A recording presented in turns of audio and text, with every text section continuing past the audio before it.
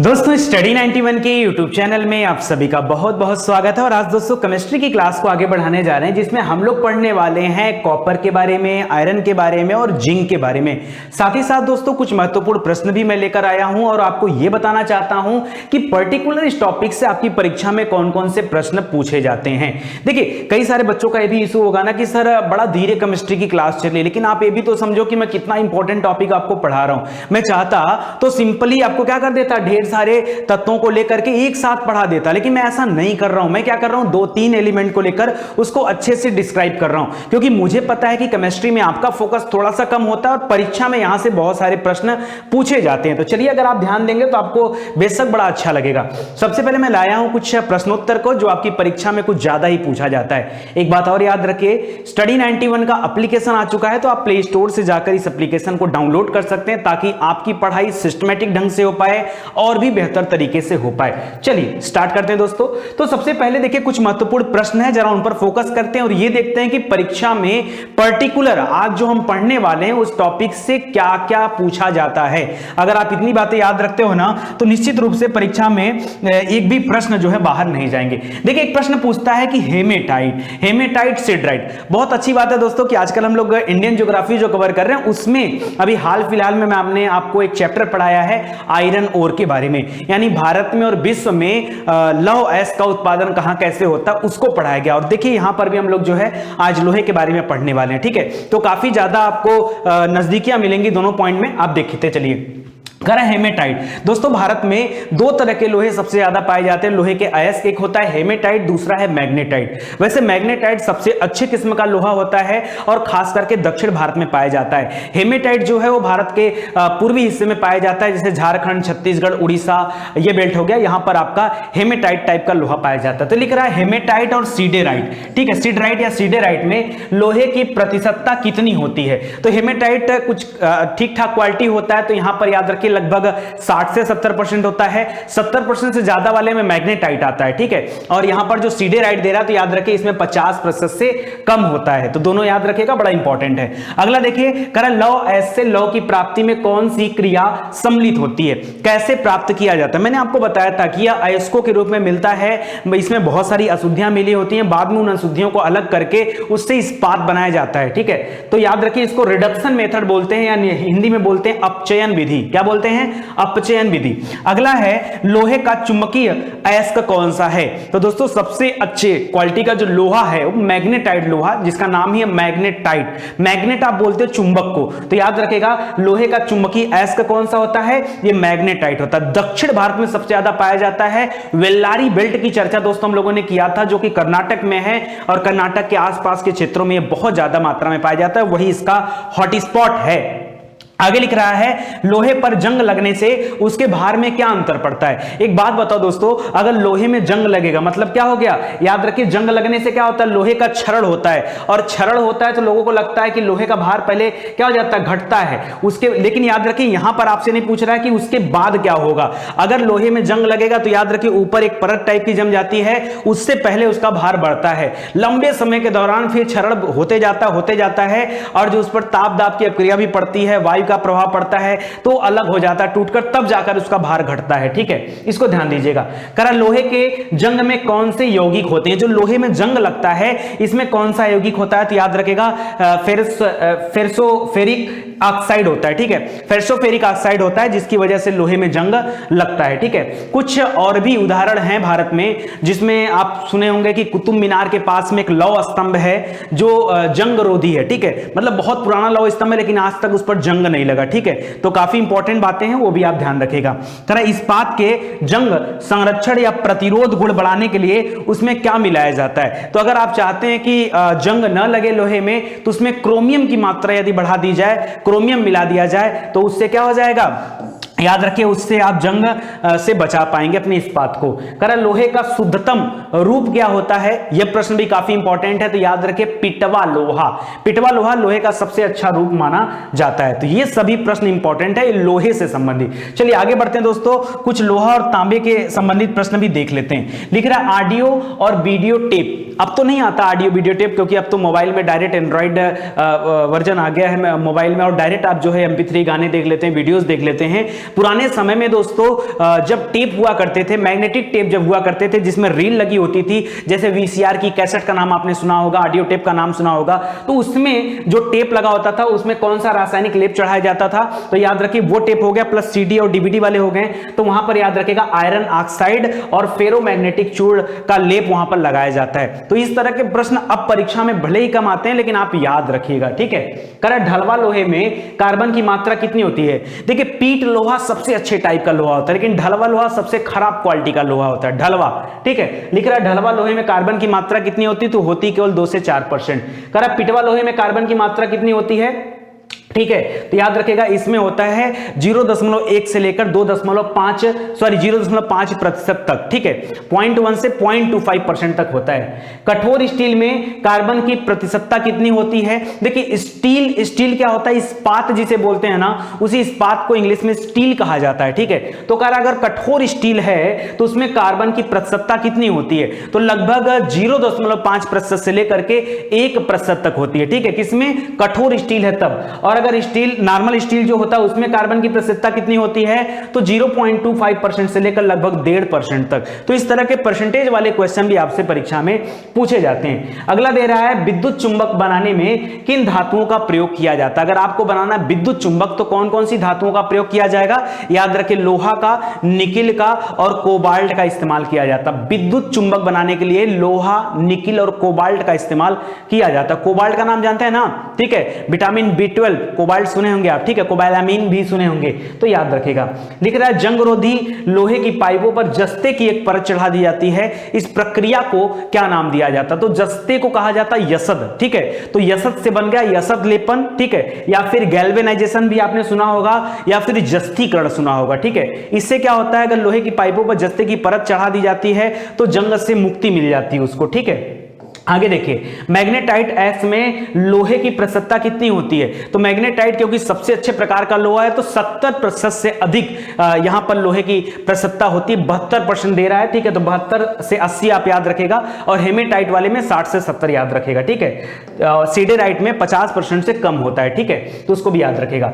लिख रहा है शल्य क्रिया के उपकरण। शल्य क्रिया माने जानते हैं क्या होता है? शल्य क्रिया माने जैसे ऑपरेशन वगैरह होता है ना, ऑपरेशन थिएटर जहां होता है, तो वहां पर जो भी इंस्ट्रूमेंट रखे होते हैं, जो भी उपकरण रखे होते हैं, वो किसके बने होते हैं? तो याद रखें दोस्तों, वो बने होते हैं स्टेनलेस स्टील के। किसके बने होते हैं? स्टेनलेस स्टील के बने होते हैं। बहुत इंपॉर्टेंट प्रश्न है, ध्यान दीजिएगा। अगला लिख रहा है मानव द्वारा सर्वप्रथम कौन सी धातु की खोज की गई या किस धातु का इस्तेमाल किया गया? दोस्तों जब कभी हम लोग हिस्ट्री पढ़ते हैं तो हिस्ट्री में हम लोग पढ़ते हैं ताम्र पाषाण कालीन युग, ठीक है। यानी जब तांबे का इस्तेमाल किया जा रहा था, ठीक है। तांबे बाद में हो गया कांस्य युगीन, ठीक, सभ्यता। हड़प्पा सभ्यता को कांस्य युगीन सभ्यता भी कहा जाता है। क्यों? क्योंकि फिर जो है व्यक्ति तांबे के अलावा कांसे के बारे में भी जान गया था। तो याद रखेगा यहां उत्तर क्या हो जाएगा? तांबा। सबसे पहले व्यक्ति तांबा का जो के बारे में पता लगाया और उसी से काम किया, ठीक है।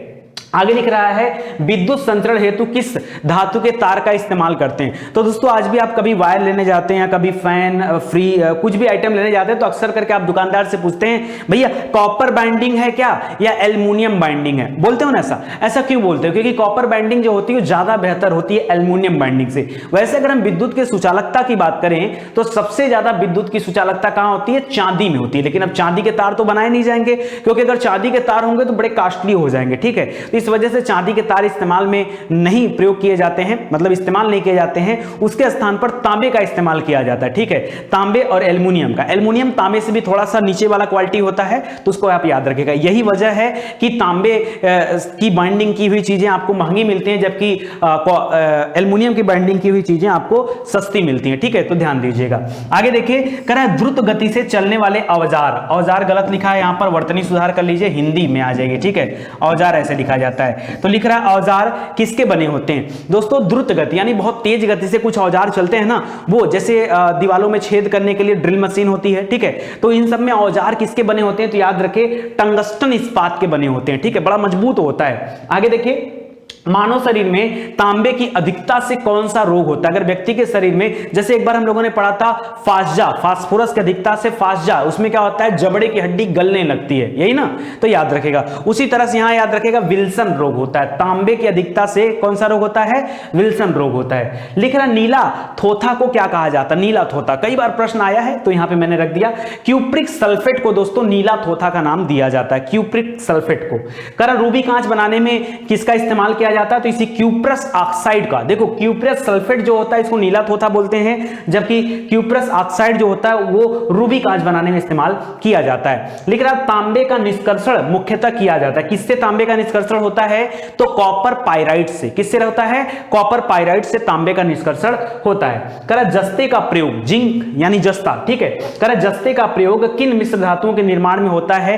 तो आपको पीतल बनाना है, आपको जर्मन सिल्वर बनाना है, आपको घन मेटल बनाना है, इन सभी में जस्ते का इस्तेमाल किया जाता है, ठीक है। इसको आप याद रखेगा। दोस्तों इसी टॉपिक से संबंधित एक और टॉपिक भी है जिसमें कई बार आपसे परीक्षा में यह पूछा जाता है भाई कि फला चीज जो है किन चीजों को मिलाकर बनाई गई। जैसे अभी मैं बार बार स्टेनलेस स्टील का नाम ले रहा हूं, हो सकता है आपके मन में बात आ रही हो कि सर स्टेनलेस स्टील होता क्या है? तो याद रखें दोस्तों, स्टेनलेस स्टील क्या होता है? एक ऐसा स्टील होता है, देखिए आपके घर में अगर सीढ़ियों के आसपास देखे होंगे तो स्टील की क्या होती है? रेलिंग बनी होती है, या कई बार जो है स्टील के बहुत सारी चीजें होते हैं, बर्तन भी होते हैं घर में, तो वहां पर देखिए मूर्छे नहीं लगते। मोर्चा किसको बोलते हैं? वही जंग लगने को मूर्छा बोला जाता है आम भाषा में, तो वो चीजें नहीं लगती हैं। तो याद रखें, वही बता रहा है कि स्टेनलेस स्टील में क्या होता है? एफई, एफई माने होता है फेरस यानी लोहा। इसमें लोहे की मात्रा कितना होता है? 73% होता है। सीआर माने क्रोमियम, क्रोमियम की मात्रा होती है 18%, और एनआई माने होता है निकिल, निकिल होता है 8%, और कार्बन तो सब में होता है, कार्बन सब में कॉमन है, ठीक है। तो इसको याद रखेगा, यानी फेरस और निकिल, क्रोमियम और निकिल, ये तीन चीजों को मिला करके स्टेनलेस स्टील बनता है। मैं कुछ और भी चीजें लेकर आया हूं ताकि आपको यह भी समझ में आए कि स्टेनलेस स्टील के लक्षण क्या होते हैं, आप पहचानेंगे कैसे और इसका इस्तेमाल कहां करते हैं। क्योंकि अगर मैं आपको इस्तेमाल नहीं बताऊंगा तो आप कभी समझ ही नहीं पाओगे कि कहां किस टाइप की इस्पात का इस्तेमाल होता है। जैसे अभी मैं आपसे पूछूं निकिल स्टील, आप कहोगे सब हो सकता है देखे हो लेकिन पता नहीं इसके बारे में। तो आपने इतना जीवन बिता दिया और आपको निकिल स्टील नहीं पता है, क्रोमियम स्टील नहीं पता है, ठीक है। पता होना चाहिए, पता होना चाहिए। चलिए मैं पढ़ाता हूं आपको। तो यहां पर दे रहा है कि दोस्तों ये जंग रोधी होता है। क्या आपने कभी घर की थालियों में, लोटे में, गिलास में, प्लेट में, चम्मच में कभी जंग लगे देखा है? वहां पर जंग नहीं लगता। अगर वहां जंग लगा है मतलब ये स्टेनलेस स्टील जो है वो प्योर स्टेनलेस स्टील नहीं है, ठीक है। तो इसको याद रखेगा। दूसरा दे रहा है कि इसका उपयोग कहां होता है? तो घरेलू बर्तन वगैरह बनाने में, दाढ़ी बनाने वाला जो ब्लेड होता है ना, ब्लेड, उस ब्लेड, वो जो ब्लेड भी है वो भी स्टेनलेस स्टील का ही बना होता है। इसके अलावा बहुत सारे सजावटी सामान हैं जो स्टेनलेस स्टील के बनाए जाते हैं, तो उसको भी आप याद रखेगा। आजकल दोस्तों इस तरह के स्टेनलेस स्टील वाले और क्रोमियम वाले चीजें आपके गाड़ियों में लग रही हैं, ठीक है। 4 व्हीलर गाड़ियां होती है ना, उसमें क्रोमियम लगा होता है, कई बार स्टेनलेस स्टील भी लगाया जाता है। आगे देखिए, कह रहा है निकिल स्टील क्या होता है। अब जाहिर सी बात है, नाम से ही पता चला निकिल स्टील मतलब, देखो निकिल बोला ना, देखो एक चीज है यहां पर, दो चीजें कॉमन है, एक तो एफई कॉमन है, दूसरा कार्बन कॉमन है, सब में कॉमन है, ठीक है।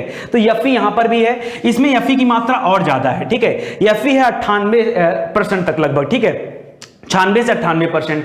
और निकिल स्टील है, इसका मतलब निकिल तो होगा ही होगा। तो बचा हुआ भाई 100% को पूरा करना है, तो बचा हुआ 2 से 4% क्या हो सकता है? वो आपका निकिल हो सकता है, बाकी कार्बन होता है, ठीक है।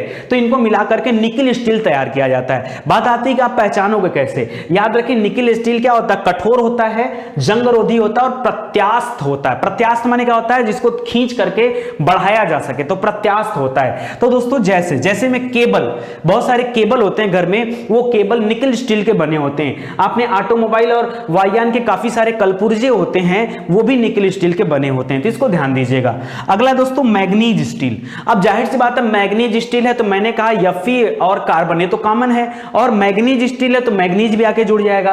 तो याद रखें, यहां पर एफई होता है 86%, मैग्नीज होता है दोस्तों 13%, बाकी का 1% क्या होता है? कार्बन होता है। ये हो जाता है मैग्नीज स्टील। अब इसके लक्षण क्या है? मैग्नीज स्टील जबरदस्त कठोर होता है, बाहुबली टाइप का, ठीक है, जबरदस्त कठोर, मतलब बहुत कठोर होता है। अब जब इतना कठोर है तो इसका मतलब बहुत मजबूत होता है, बहुत मजबूत होता है, इसका मतलब उसका क्षरण नहीं हो सकता, वो टूट नहीं सकता, भाई यही तो मतलब है, वो क्षरण मुक्त होता है। अब आप कहोगे सर इस्तेमाल कहां होता है? आपने ड्रिल मशीन देखा है? ड्रिल मशीन से आप दीवार में छेद करते हो, सोचो दीवार ऐसे ही मजबूत है और ड्रिल मशीन उसको भी छेद दे रही है, तो ड्रिल मशीन का जो आगे का पाना है वो कितना मजबूत है। सोचो वो जो बना होता है वो इस मैग्नीज स्टील का बना होता है। मैं आपको यही समझाने का प्रयास कर रहा हूं। होता क्या है कि आप हजारों बार पढ़ते हो चीजों को, लेकिन ऐसे ढंग से नहीं पढ़ते हो कि चीजें आपको समझ में आ पाए।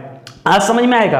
तो ड्रिल मशीन का जो पाना होता है, या आपने तिजोरी देखा होगा, बहुत सारी कंपनियों की स्पेशल तिजोरी आती है और ये उसका होता है टास्क कि भाई ये तिजोरी कोई नॉर्मल चोर या कोई बहुत बड़ा भी चोर है तो भी नहीं तोड़ पाएगा। भाई जरूरी है तिजोरी माने क्या, जहां पर अपना खजाना रख सकते हो। तो तिजोरी भी जो बनी होती है वो मैग्नीज स्टील की बनी होती है। इसके अलावा रेलगाड़ी की जो पटरियां होती हैं ये मैग्नीज स्टील की बनी होती हैं। अगर ये मैग्नीज स्टील की नहीं बनी होती, इनका क्षरण हो जाता कि नहीं क्षरण, और क्षरण हो जाता तो सोचो हाथ कितने ज्यादा होते हैं। इसीलिए हाथ से नहीं होते क्योंकि बहुत मजबूत स्टील का बना होता है जिसको मैग्नीज स्टील बोलते हैं। आगे देखिए अगला है टंगस्टन स्टील, ठीक है, घबराने वाली बिल्कुल बात नहीं है, आप समझ रहे होंगे। टंगस्टन स्टील में क्या होता है, टंगस्टन मिला होगा। देखिए यहां पर 84% तक लोहा है और W जो होता है टंगस्टन होता है। टंगस्टन जो होता है इसका एटॉमिक नंबर 74 होता है। कितना होता है? 74 होता है, याद रखेगा। और लास्ट में है आपका कार्बन, तो इसको भी याद रखेगा। ये भी कठोर होता है और मजबूत होता है। खास करके जो उच्च गति से चलने वाले औजार वगैरह हैं, बहुत सारी चीजें हैं, जैसे पेड़ काटने वाला ब्लेड होता है, बड़ा तेजी से घूमता है, तमाम औजार होते हैं, उन औजारों में टंगस्टन स्टील का इस्तेमाल किया जाता है। अगला है क्रोम स्टील, इसकी भी क्षमता काफी ज्यादा होती है। इसमें भी जो है लोहा की मात्रा वो 95% होती है और क्रोमियम 5% होता है। जाहिर सी बात है क्रोम स्टील है तो क्रोमियम तो होगा। यहां पर क्या था, W माने टंगस्टन होगा ही होगा, मैग्नीज होगा ही होगा मैग्नीज स्टील में, तो सिंपल सी बात है।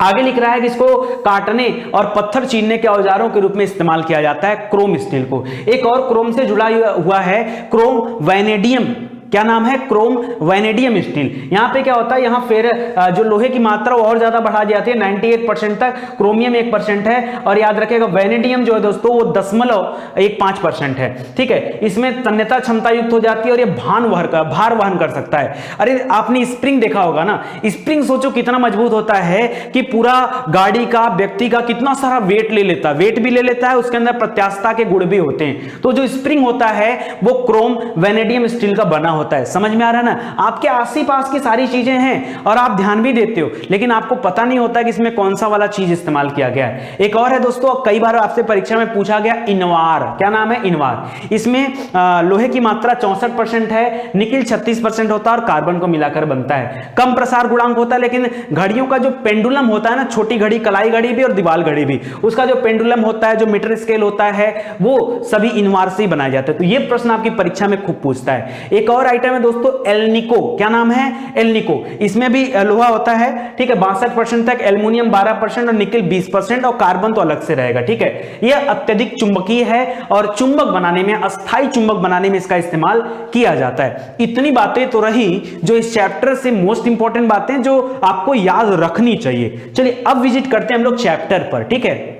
अब आपको लग गया होगा कि नहीं, लोहा, कॉपर, जस्ता, इन तीनों के बारे में अच्छे से पढ़ना अनिवार्य है। नहीं पढ़ेंगे तो नुकसान किसका? आपका नुकसान होगा। सुनिएगा ध्यान से। लोहा के बारे में बताऊं तो दोस्तों जो Fe है ना, ये इसका परमाणु क्रमांक कितना होता है? 26 होता है। कितना होता है? 26। एटॉमिक नंबर कितना है?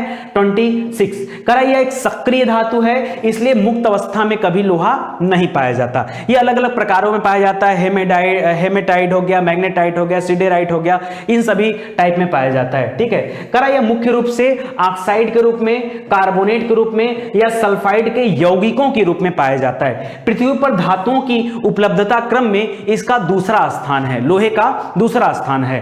आगे लिख रहा है, इसका धातुओं की बात कर रहा हूं, ठीक है। इसका निष्कर्षण इसके प्रमुख अयस्क जैसे हेमेटाइट, मैग्नेटाइट, सीडेराइट और लियोनाइट से होता है, ठीक है। तो याद रखेगा। करा शरीर में जो रक्त होता है इसमें भी लोहे की मात्रा होती है। आपने सुना होगा आयरन की कमी से बहुत सारे रोग होते हैं। और आयरन मिलता कहां है? तो जब कभी आयरन की कमी होती है तो हमें कहा जाता है भाई फोलिक एसिड लेने के लिए, या फिर आयरन की गोलियां लेने के लिए, या फिर क्या किया जाता है, हरी पत्तेदार जो सब्जियां होती, खास करके पालक में सबसे ज्यादा आयरन पाया जाता है, तो उसको भी आप याद रखें, ठीक है। और जो हमारा खून होता है ना, हीमोग्लोबिन जिसमें पाया जाता है, उसमें आयरन भी पाया जाता है, तो उसको भी याद रखेगा। करा ढलवा लोहा, कई बार दोस्तों ढलवा लोहा का नाम आपके सामने आया तो उसको भी याद रखिए। ढलवा लोहा को इंग्लिश में कास्ट आयरन कहा जाता है। करा कार्बन की मात्रा इसमें 2 से 4% होती है और लोहे की मात्रा 92 से 94% होती है। तथा शेष क्या होता है, सिलिकॉन होता है, फास्फोरस होता है, मैग्नीज, सल्फर होता है और इन सभी को मिलाने पर ढलवा लोहा प्राप्त होता है। लेकिन ढलवा लोहा को सबसे घटिया लोहा के रूप में जाना जाता है। क्यों?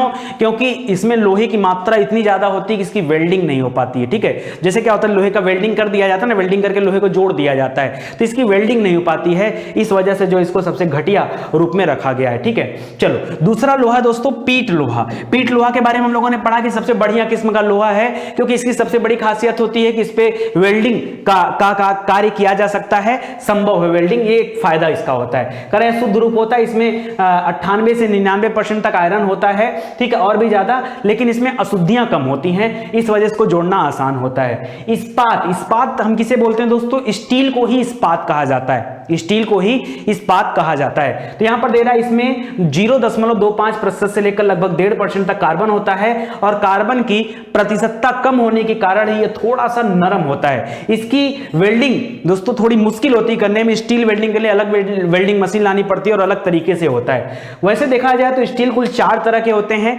एक होता है मृदु इस्पात या स्टील, दूसरा है मध्य इस्पात, तीसरा है कठोर और चौथा है मिश्र। ठीक है, अब देखिए चारों का इस्तेमाल मैं बता दे रहा हूं। अगर मृदु इस्पात की बात करूं तो जैसे वायर हो गया, तार हो गया, केबल हो गया, चादर हो गया, चुंबक हो गया, इन सभी को बनाने में मृदु इस्पात का इस्तेमाल किया जाता है। मध्य इस्पात दोस्तों का इस्तेमाल क्या किसमें किया जाता है, जैसे पुल वगैरह बनते हैं, नदी पे ब्रिज वगैरह बनता है ना, तो उसमें जो गाटर लगता है ना, उस गाटर को बनाने में इस मध्य इस्पात का इस्तेमाल किया जाता है। ट्रेन की पटरी और इंजन वगैरह में भी इसका इस्तेमाल होता है। कठोर इस्पात की बात करूं तो औजार बनाने में किया जाता है या मशीनों में इनका इस्तेमाल किया जाता है। और मिश्र वाले में क्या है, nickel, chromium, manganese, tungsten, stainless steel, ये तो अभी हम लोग पीछे पढ़े हैं ना, तो मिश्र इस्पात के वो सब रूप थे। ठीक है, करा लोहे का रासायनिक गुण क्या होता है, करा नम वायु में, अगर वायु में क्या है, नमी है या फिर लोहे तक जो है जल पहुंच गया तो याद रखिए उससे इसका संचारण होता है। ठीक है, याद रखिएगा।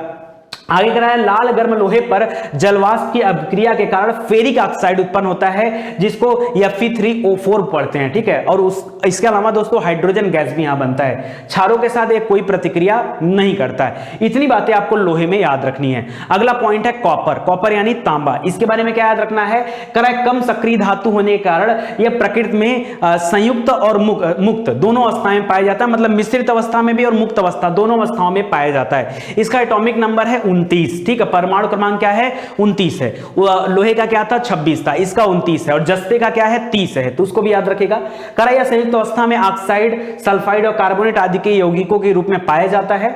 मानव ने सर्वप्रथम इसी धातु की खोज किया और इसी का सबसे पहले इस्तेमाल किया था, ये सभी आप जानते हैं। तांबे का उपयोग कहां होता है, हमने पढ़ा है कि उष्मा और विद्युत दोनों का सुचालक होता है। चांदी में और ज्यादा सुचालकता होती है, लेकिन चांदी महंगा इसलिए उसका इस्तेमाल नहीं किया जाता। तांबे का इस्तेमाल ज्यादा होता है, इसलिए तार हो गया, विद्युत मोटर हो गया, बाइंडिंग वगैरह हो गया, इसमें तांबे का इस्तेमाल हम अधिक करते हैं। करा विद्युत लेपन और विद्युत मुद्रण में भी इसका इस्तेमाल किया जाता है। बर्तन और सिक्के बनाने में भी इसका इस्तेमाल किया जाता है। तांबे के सिक्के हुआ करते थे, अब तो नहीं है, और तांबे के बर्तन आज भी बड़े प्रसिद्ध हैं। ठीक है, तो याद रखिएगा। पीतल, कांसा, जर्मन सिल्वर, गन मेटल, जब ये सभी आइटम बनाते हैं ना तो उसमें भी तांबा ही मिला होता है। जब कभी आपको आगे पढ़ाऊंगा मैं एक स्पेशल लेक्चर इस पर लूंगा, क्योंकि यहां से बहुत सारे प्रश्न आते हैं, तो वहां भी तांबा का यूज किया जाता है। इसके अलावा औषधि निर्माण में भी तांबे का इस्तेमाल किया जाता है। अच्छा, अगला पढ़ते हैं दोस्तों जिंक। जिंक यानी जस्ता, इसका एटॉमिक नंबर होता है 30, परमाणु क्रमांक है 30। और याद रखिए यह प्रकृति में केवल और केवल संयुक्त अवस्था में पाया जाता, मुक्त अवस्था में नहीं पाया जाता। संयुक्त यानी मिश्रित रूप में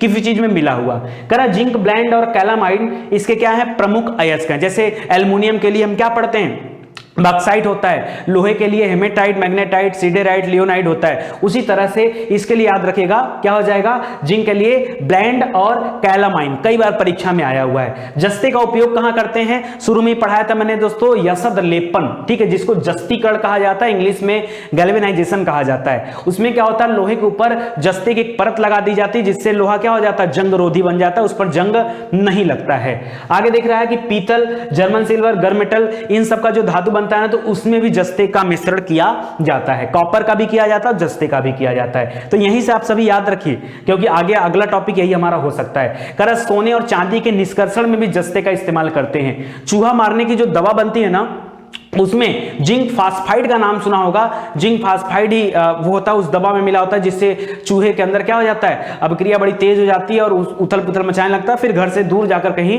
मर जाता है। ठीक है, करा युद्ध क्षेत्र में धूम्रपट बनाने में, धुआं बनाने में, ठीक है, धूम्रपट बनाने में भी इसका इस्तेमाल किया जाता है जस्ते का। रंगाई कार्यों में होता है, पेंट वगैरह में होता है, और जिंक ऑक्साइड का उपयोग कृत्रिम दांत, क्रीम और मरहम बनाने में भी किया जाता है। तो आज के लिए दोस्तों बस इतना ही। केमिस्ट्री में धीरे धीरे आप मेरे साथ पढ़ते जाइए, क्योंकि बड़ा टिपिकल सब्जेक्ट है, और आराम से पढ़ते चलिए, कोई जल्दीबाजी नहीं है। मैंने पहले ही कहा था कि लगभग 30 लेक्चर में आपका फिजिक्स कंप्लीट हुआ और 30 लेक्चर में आपका केमिस्ट्री भी कंप्लीट हो जाएगा। बिल्कुल आप निश्चिंत रहिए। आई थिंक आपका 19वां या 20वां लेक्चर चल रहा है इस समय केमिस्ट्री का, तो आप जाके जल्दी से कंप्लीट करिए। ठीक है, आप सभी का बहुत बहुत धन्यवाद दोस्तों। वीडियो अच्छा लगता है तो शेयर जरूर से करें। देखिए, स्टडी 91 की यूट्यूब चैनल पर सभी विषय को डिटेल से और चैप्टर वाइज पढ़ाया गया है, तो अगर आप हमसे जुड़ते हैं तो बेशक आपको हर विषय घर बैठे हुए डिटेल से पढ़ने का मौका मिलेगा। और आप अगर एप्लीकेशन को डाउनलोड कर लेते हैं तो यहां से आपकी तैयारी और भी बेहतर हो पाएगी। क्यों? क्योंकि यहां पर आपको 1 लाख से अधिक प्रश्न दिए जा रहे हैं। मुंह से बोल नहीं रहा हूं, आप कमेंट करके बताना कि अगर क्वेश्चन नहीं है,